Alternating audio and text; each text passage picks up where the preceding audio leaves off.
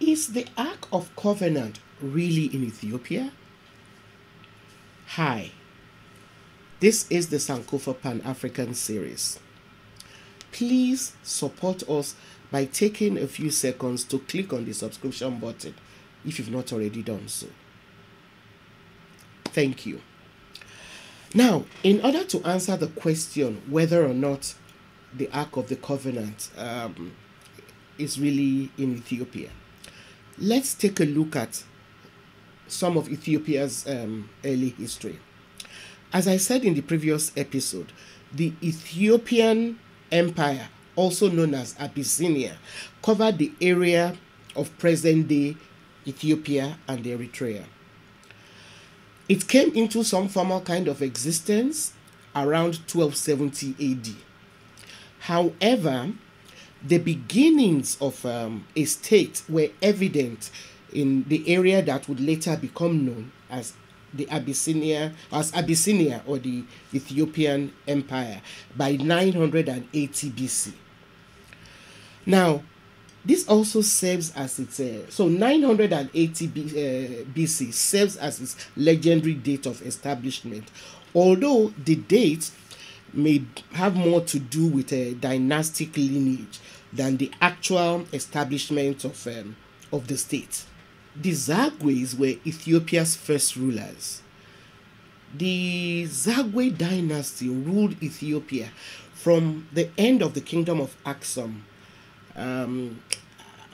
which took place around the 9th or 10th century, to 1270, when Yekuno Amlak defeated and killed the last Zagwe king in battle. The name of the dynasty is from a Ge'ez phrase, Ze-Agal. I'm apologizing. Let me apologize because I'm not sure I'm pronouncing those words right. Anyway, the name of the dynasty is from a Ge'ez phrase, Ze-Agal. It refers to the Agor people. Although the area now known as Eritrea was conquered by the Umayyads in 710 AD, Ethiopia did not capitulate to Islamic attack because of the hospitality which Ethiopia provided to Muslims during the lifetime of Prophet Muhammad. As such, Ethiopia continued to thrive as a predominantly Christian kingdom surrounded by Muslim states.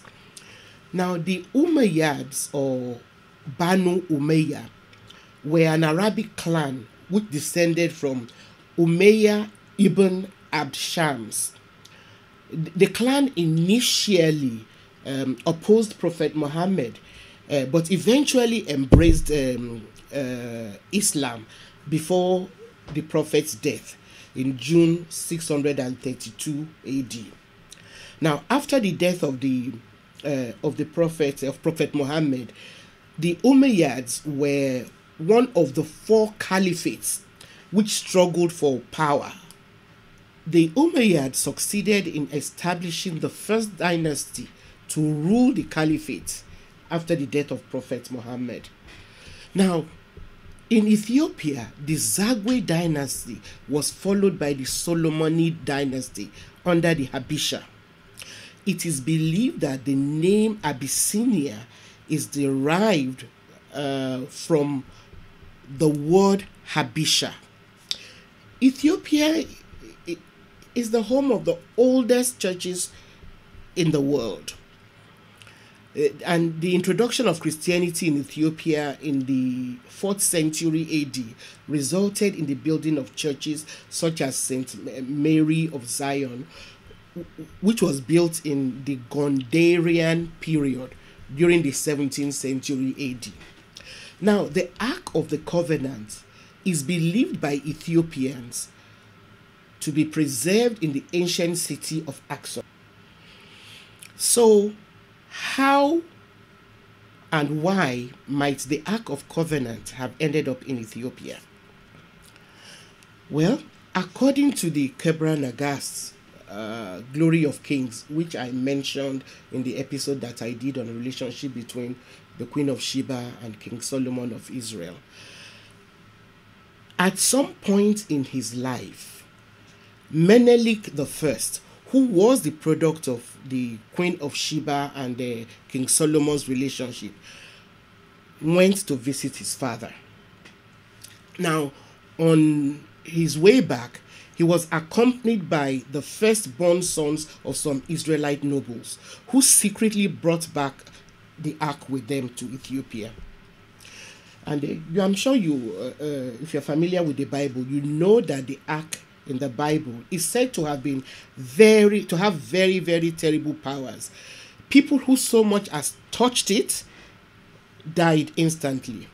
So when Menelik I realized that his companions had brought the ark without coming to any harm, he concluded that God must have ordained that he should be the keeper of the ark. Now, as a close study of the Bible will also show, Ethiopia is mentioned several times, which made it a symbol of pride and dignity for Africans during slavery. Now, for me personally, Ethiopia represents one of the most salient testimonies against Eurocentric conceptions that Africa has had no civilizations of its own, and as such requires a supervising, helping hand from colonial powers in order to progress and develop. Like other major indigenous African civilizations, Ethiopia was a successful nation state which predates many European states. In the next episode, we will look at the relationship between Ethiopia and the Rastafarian movement, which started in the Caribbean. Thanks for watching the Sankofa Pan-African series. I hope you know that we can only continue if you support us. Please do so by giving us a thumbs up if you like our videos. Also help by sharing our videos with your friends and contacts. See you next time.